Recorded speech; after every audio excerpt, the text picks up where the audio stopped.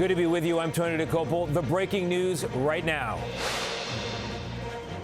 Kevin!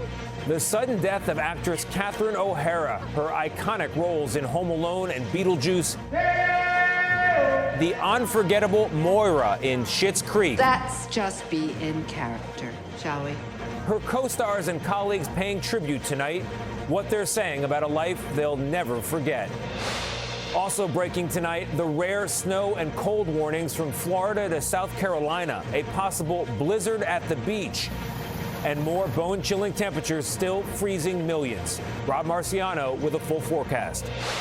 And former CNN anchor Don Lemon arrested today. The new developments, what he's accused of. Where is Vaughn? Oh, Vaughn is in the netting! And Olympic gold medalist Lindsey Vonn, her comeback now in question after a terrible fall. What she's saying tonight. And Steve Hartman on the road and snowed in. From CBS News headquarters in New York, this is the CBS Evening News with Tony DeCopel. Thank you for joining us on a very busy Friday night. We have a lot of news to get to. Major developments in the Luigi Mangione case. A new Fed chair is nominated. And take a look at these pictures just coming in. The anti-ICE marches happening late today in cities nationwide. Tens of thousands of people in Minneapolis alone, where temperatures there are in the teens. Bruce Springsteen headlining a surprise tribute concert there as well. But we begin with the loss of actress Catherine O'Hara, the source of so much joy in a career that spanned decades and often united generations in laughter. Here's Mark Strassman. Kevin! Catherine O'Hara once called Home Alone the perfect movie, and she was perfect in it as Kevin's careless mother.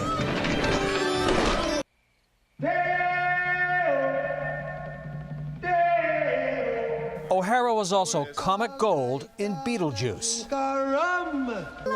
and as dog owner Cookie Fleck in the mockumentary Best in Show. Loves a terrier. Over a 5-decade career, she also shined on television in Schitt's Creek. You can't put a price on dignity. As Moira Rose, the flamboyant riches to rags matriarch. Children, keep an eye on these bags. Apparently in hell there's no bellman. O'Hara began as an improv comic in Toronto, where she met her on-screen partner, Eugene Levy. The duo would work together for much of their careers. And she and Levy briefly dated, as she told CBS This Morning in 2016. We're young, we're making each other laugh. I think there's nothing sexier than laughing together. Me too. O'Hara and production designer Bo Welch were married more than 30 years. They have 2 sons. Tributes poured in today. From Pedro Pascal, her co-star on The Last of Us, genius to be near you. Legendary comedian Lily Tomlin said of O'Hara, bright, beautiful, and full of joy. After Home Alone, Macaulay Culkin and O'Hara remained lifelong friends. On Instagram today, he posted, "Mama, I thought we had time. I wanted more." Catherine O'Hara was once asked to choose her most memorable role. She said, "Mother of my children." Mark Strassman, CBS News, Atlanta. We turn now to a major winter storm threatening the South. The Carolinas and parts of Georgia and Virginia, which were spared the worst of last weekend's storm, are now in for it. Skylar Henry reports tonight from Hampton, Virginia. Skylar. Hey, Tony, good evening to you. Crews here are preparing for what they're calling round-the-clock work, dealing with the second winter storm in only a matter of days. Last week, they went through more than 800 tons of salt and sand mixture dealing with the roads. Now they say they're prepared to go through all of this by the time the storm passes. As much of the country continues to grapple with the icy, snowy aftermath of last weekend's storm, a potential bomb cyclone has set its sights on the East Coast. Several states along the eastern seaboard are bracing for another lashing of wind and snow. The Southeast is expected to bear the brunt of the dangerous blizzard conditions. Here in Hampton, Virginia, a fleet of trucks deployed by the Department of Transportation is preparing the roads. As far as resources, I imagine it's all hands on deck. We're bringing in extra trucks from Northern Virginia, bringing in some outside contract resources. Farther south, the state of emergency has been declared in North Carolina. In many places, we don't expect to get above freezing until early next week. So whatever snow falls on Saturday is going to stick around for a while. Throughout the region, it's a race to prepare. Grocery staples have been picked clean, and lines for gas have turned into mini traffic jams. Snow flurries are even possible in Florida. Near Fort Pierce, workers at Scott Groves are trying to beat the freeze, scrambling to pick grapefruit. While all this fruit is subject to a freeze damage in the event we get the temperatures that they're projecting. So obviously we want to hustle and get as much of this fruit off the tree and into the packing plant that we can. While most of the snow is expected tomorrow, crews also say that they are preparing for the possibility of ice here tonight. And a note on travel, the incoming snow is also impacting flights. More than 1,000 already canceled in the U.S., with most of those impacted flights coming out of the south. Tony? Skylar, thank you very much. CBS News meteorologist Rob Marciano is tracking the weekend weather. Rob, what can we expect?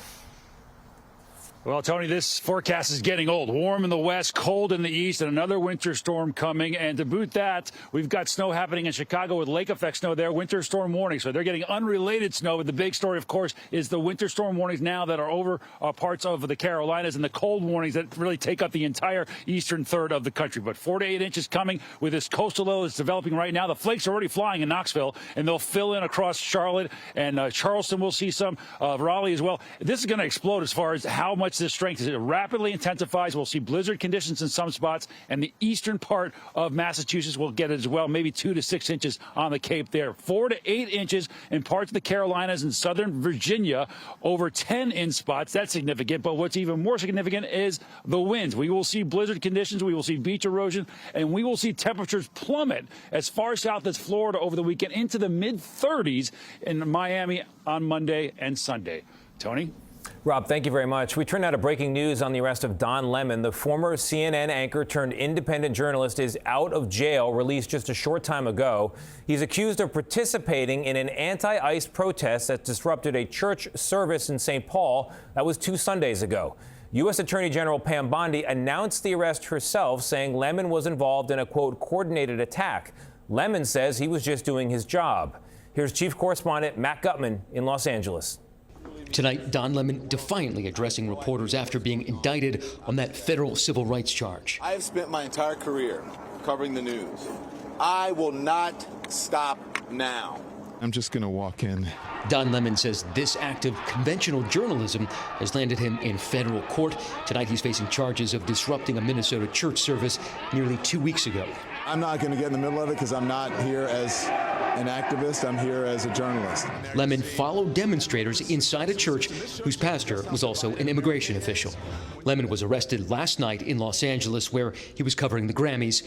Meanwhile, 1,500 miles away, agents are at my door right now. There's Minnesota journalist Georgia Fort, who was also at the church, posted live as she was about to be arrested. Lemon has defended his actions that day. I was there just simply chronicling what they were doing, which is what journalists do all the time. But 2 days after that protest, President Trump called him out. Like Don Lemon, who's a loser, lightweight. I saw him the way he walked in that church. It was terrible. When the Trump administration first tried to indict Lemon and Ford, it was rejected by 2 federal judges in Minnesota. Today, Attorney General Pam Bondi said it was her decision to arrest the journalists. You have the right to worship freely and safely. And if I haven't been clear already, if you violate that sacred right, we are coming after you. And I will not be silenced. I look forward to my day in court. And Tony, his day in court is February 9th in Minneapolis. And just a short time ago, he said no time is more important for a free and independent media, and that he will not stop now or ever. His attorney said they will fight this case vigorously in court, Tony. Matt, thank you very much. Speaking of court, there's been a major decision in the Luigi Mangione case. A judge, citing what she admitted was a strange technicality in the law, dropped the federal murder charge in the killing of United Healthcare CEO Brian Thompson. Mangione does still face other charges, but as of tonight, won't face the death penalty. Here's Elaine Quijano. We're all very relieved. Luigi Mangioni's defense team celebrated their legal victory today outside a federal courthouse.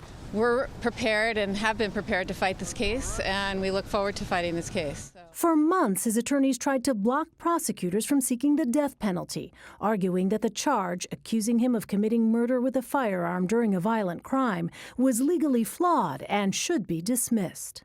Taking the death penalty off the table is just a huge win for the defense. Now that that is no longer an option, they can really focus on litigating this case, defending this case on the merits. Mangioni was charged in the fatal shooting of United Healthcare CEO Brian Thompson, who was killed on a New York City sidewalk just over a year ago. Today, the judge upheld the stalking charges against Mangioni, which carry a maximum punishment of life in prison if he's convicted. What's your name? What? The judge sided with prosecutors by allowing key evidence at trial. A backpack found during his arrest in a Pennsylvania McDonald's last year containing a 9mm ghost gun, fake IDs, and a notebook allegedly outlining his plans to kill an insurance executive. After these decisions by the judge, what does the prosecution's strategy look like now? So the prosecution's case just got a lot more solidified. They can really serve up this evidence on a platter here. Mangioni has pleaded not guilty to all charges. Elaine Quijano, CBS News, New York. The Justice Department released so many records from the Epstein files today, more than 3 million pages plus videos and photos, that if you were to print them out and stack them up, they'd be about 3 times taller than the Statue of Liberty. Along with a team of journalists, Ed O'Keefe is going through all of that tonight to see what's revealed about the late convicted sex offender Jeffrey Epstein and his powerful friends. The files reveal hundreds of references to President Trump, who's never been charged with any wrongdoing. Some describe allegations referencing underage women. Others detail parties allegedly held at the president's Mar-a-Lago estate. A 2012 email details the possibility of Epstein going to Mar-a-Lago after Christmas. That's several years after Trump claims he and Epstein ended their friendship. I haven't spoken to him in probably 15 years or more. In a 2016 deposition, Epstein is asked several questions about former President Bill Clinton flying on his jet and whether he was accompanied by 2 young women. Epstein answered fifth to each question. Clinton has denied any wrongdoing. In another email, Epstein writes about helping Microsoft founder Bill Gates to get drugs in order to deal with consequences of sex with Russian girls. Gates' ex-wife told CBS News her then-husband's relationship with Epstein played a role in their divorce. Epstein, in an exchange with Elon Musk, discusses sending his helicopter to take him to his island. Musk asking what day, night, will be the wildest party. Danny Bensky, who said she was abused by Epstein in 2004 at age 17, believes the Justice Department is withholding information. So I think that the release right now is being sold as transparency, and it is not transparent at all. I think it 100% protects the perpetrator. Deputy Attorney General Todd Blanche. We didn't protect or not protect anybody. I mean, I think that there's a hunger or a thirst for information that I do not think will be satisfied by the review of these documents. A spokesperson for Bill Gates called the claims against him completely false. No comment yet from Elon Musk. The White House says the documents include sensationalist claims against the president, and the Justice Department says it withheld about 200,000 documents for legal reasons, and that the review of the Epstein matter is complete. Tony? Ed, thank you very much. Still ahead on the CBS Evening News, Lindsey Vonn crashing on her last warm-up before the Olympics. Will she still be able to compete? Stay with us.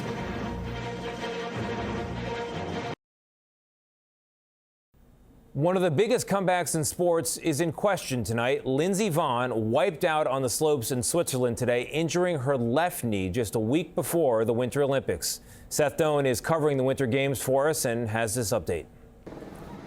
It was not the sort of spectacular finish she'd wanted, as one of alpine skiing's biggest stars was airlifted by helicopter for medical checks. She's off balance on the jump. She managed to continue downhill, but was clearly in pain, grabbing her left knee. Favored to medal at the Olympics, Lindsey Vonn, 41 and fabulous. Much was made of Vonn's age, 41, and her return to skiing after retiring in 2019. I feel better now than I did in my 20s. A partial replacement of her right knee in 2024 eased her chronic pain, and got her planning an Olympics comeback. I feel so much better, so much more in line. You know, I can trust my right leg. Tonight, she posted, "This is a very difficult outcome 1 week before the Olympics. But if there's one thing I know how to do, it's a comeback." Seth Doan, CBS News, Italy.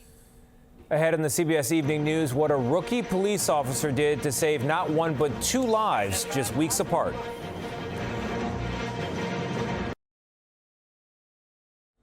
New video tonight showing a frightening incident at the airport in Atlanta, a security breach that happened in October, but TSA officials just released the video. You see a man pushing past an agent at a checkpoint. Within seconds, a bystander grabs the suspect, slams him to the ground. That suspect is now facing charges, including battery. In other news, a rookie cop here in New York City faced not 1 but 2 life or death tests of his police academy training, and he passed them both. Body camera footage shows the moment of pure panic earlier this month. Check his throat. A 2-year-old boy unresponsive. Eyes rolling back, not breathing. While all NYPD officers are trained in first aid. But if Officer Freddie Serpa looks a little more experienced than most. To be honest, my first reaction was, oh no, not another one. Just last month, a neighbor rushed a choking 1-year-old to his house. Off duty at the time, he held the girl and used backslaps to save her life. Being that I had the previous interaction with the baby, I felt a lot more calmer going into it. Which might help explain why this moment ended with relief for all involved. That's why in the academy I took the training extremely serious, because you never know what you're going to be asked to do. That is true, and the test that really matters is when it happens for real. Officer Serpa is a hero for passing it. The snow fell a half-century ago, and it is still around. Steve Hartman is up next with On the Road. This portion of the CBS Evening News is sponsored by Breasttree. Visit us at breasttree.com. Finally tonight, when there's a record snowfall, Rob Marciano covers it for us. When it's a record snowball, that's a story for Steve Hartman on the road. As the snow piled up, so did the anticipation. Could it happen? Would school be canceled? Absolutely. Yes! This week, millions of kids in more than 24 states got at least one snow day, including my kids, who flipped and flopped all over themselves in jubilation. And not just because of the snow. I caught it! Or even because of the day off, but because snow days are the ultimate American freebie. The beauty of a snow day is that you're playing with house money, so you can spend it in any way you want, and you don't have to feel guilty about it. Yeah, I agree. Yeah. Hear, hear. We can all relate. That's a great way to put it. But perhaps no one in America cherishes that feeling more than 64-year-old Jeff Shamus. When Jeff was 14, he got his first and only snow day. San Francisco looked like a Christmas card after its biggest snowfall in 89 years. It was February 1976. Jeff was living in the Bay Area, and he vividly remembers the snow and the snowman he built with his sister. He says it was a feeling so grand, he didn't want it to end. You know, it started melting, and I was like panicking, and the only thing I could think of was I gotta preserve the moment. That was my only goal. And that is why, 50 years later, if you look in his garage, in the back left corner of his freezer, you will find what is now widely considered to be the world's oldest snowball. All right, here it is. Now a family heirloom, carefully saved in a Skippy peanut butter jar. You can't let a 50-year-old snowball melt. I'm gonna get some water. Okay, wait, that's not it, is it? No. Bottom line, if you have yet to save your snowball for posterity, there's still plenty of heirloom out there.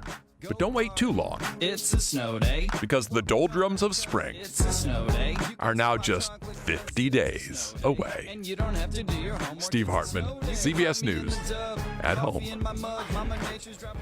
You know, I share Steve's joy of snow days. My kids had one on Monday, but it was declared an e-learning online school day instead. That is a major bummer. We're going to have to get Steve on that next. For now, that's another day in America. For all of us here at CBS News, thank you for joining us. We'll see you back here on Monday. Good night for now. Have a great weekend, everybody. Stay warm.